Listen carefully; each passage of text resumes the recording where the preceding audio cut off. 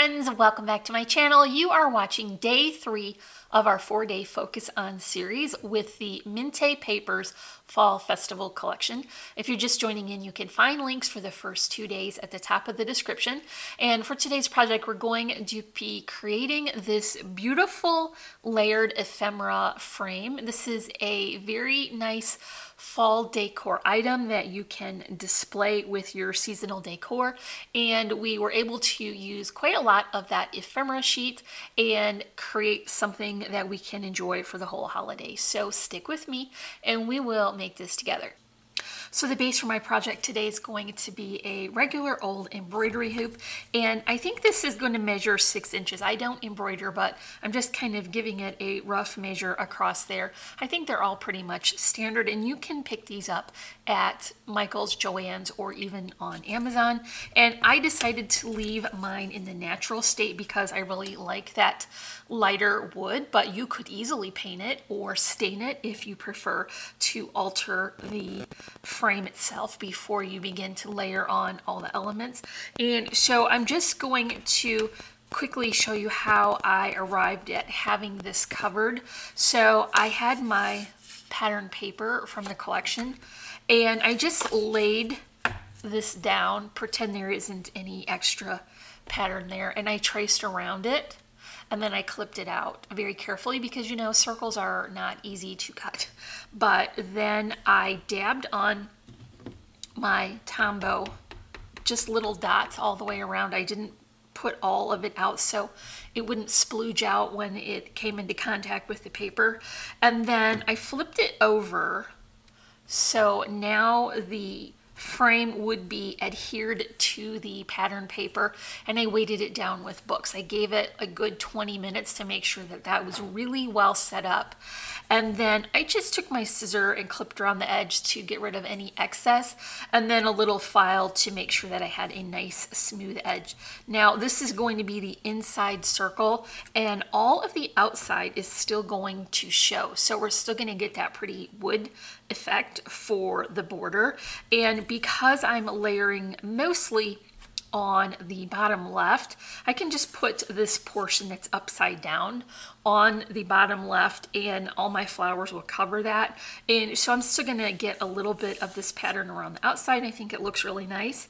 So the trick is to get this in and the top portion tightened without losing where you want the bottom to go. So just slide that in there and make sure that it's level on the top, and then begin to tighten up that section on the top. And this will be very well secured because you can get it nice and tight. And so now you can begin to add the layers.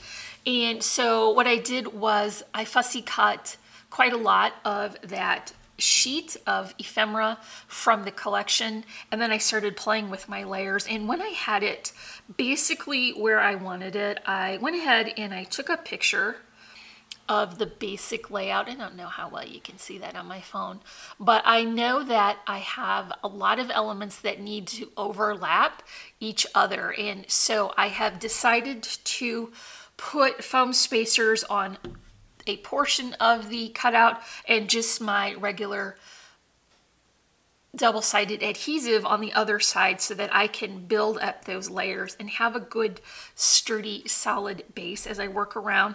And I also know that I'm going to bring in my flowers, so I've just kind of made a compact little arrangement here, and it will be on the bottom.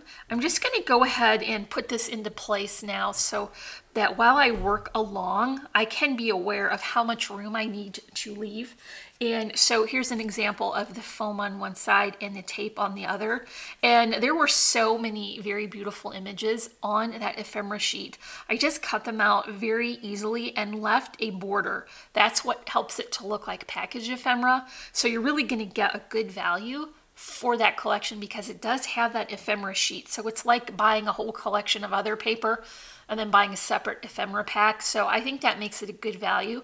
And if I have only one complaint about Mintay papers, is they don't have any sentiment. So either you don't add a sentiment or you bring in one of your own, and that's what I'm going to do today, but we'll get to that when we get to that end. So what I want to do is I'm just placing this here so that I can keep my orientation. I'm not going to really stick it down quite yet, because what I did was I cut out the wreath and then I clipped it apart because I want to wrap it around those edges, and I want to see exactly where that frame is going to land. And so I did put my foam and double-sided combo on there, and it's very important to keep all of the fragile pieces within the frame itself, because none of this can go over the side because you don't want it to get damaged. So I know that one will go here, and then I can really bring this one up quite a lot higher, and I can get a little bit more pattern from the bottom layer, that pattern paper. So that's going to help to fill that corner in a little bit. Just go ahead and put that back down. So what I want to do now is go ahead and adhere this exactly where I want it to land. This chalkboard with weathered wood is absolutely beautiful. I'm also going to go ahead and add my sentiment on here just so that I know exactly how much room to leave it, and I'll just leave it laying here in place until I permanently attach it. So this is actually a Hello sentiment that I picked up from Gina Marie Designs, and I cut it from a gold cardstock, and I think that looks really pretty with the weathered wood and the chalkboard background. So now what I want to do is begin to fill in this curve, because we're creating a left hand bottom arrangement. And so I'm going to start with my wood here. This is going to overlap, and that's perfectly fine. It will help to support the lettering as well, so that works really well here. And then it also kind of neutralizes a little bit of that black background. And I'm just only going to mention this one more time because I'm going to continue to do it, but foam on one side and tape on the other. That way everything has a nice level appearance. So this beautiful pumpkin is going to take up a majority of this corner. And remember, I'm not going to overlap the edge. I'm just kind of being aware of where it needs to fall. So there are a couple of choices for the area to fill in, and what I decided was to kind of be inspired by these mason jars. They're absolutely beautiful. I've never seen one in that color, but it's possible they exist. And so that was the inspiration to pull this flower color in the trim because it coordinates with that. Now, if we were using a regular card base, that was a more of a burgundy color that we've been using the last 2 days, and so I would have picked a more burgundy ribbon to coordinate. But I can pull from this color for that, and then also a little bit of the floral underneath shows, so I think it coordinates really well. And so I have a jar for the left hand side, and this I think is amber glass. I'm not sure. I think that's quite popular nowadays. I don't have any myself, but I think it is very beautiful and vintagey. So this would be kind of the larger image on the left, and then I'm going to kind of combine these two so they overlap just a little bit, and then tuck them in here so that the twine from the first jar kind of overlaps, and it makes it look like a more layered effect on my project. So now I have those jars in place. I'm going to add some more smaller elements to just begin to fill in. So this is a tea bag with another pretty string, and it has a nice pattern on there as well. And I'm just going to continue working and then moving these flowers back and forth. See, I actually focused more on this project, so you're going to notice that my nail polish is chipped. But it was either redo my manicure or get done early and go on a date with the tech hubby. So obviously that's the choice I picked. And by date, I mean we're going to go to the post office, pick up dinner, and go to Aldi. So that's the fun evening I have planned. Okay, lots more of these elements to bring in. And I really love the candle. I think it brings that amber glass color down even more. And then I've got another pumpkin. I think I want to anchor this corner with it so that I can cover up a little bit of the background and also bring the smaller elements to this side, because remember we're working at an angle here. And so here are my remaining elements. I want to have the words on this show a little bit more, so I'm gonna kind of be aware of that while I continue to add.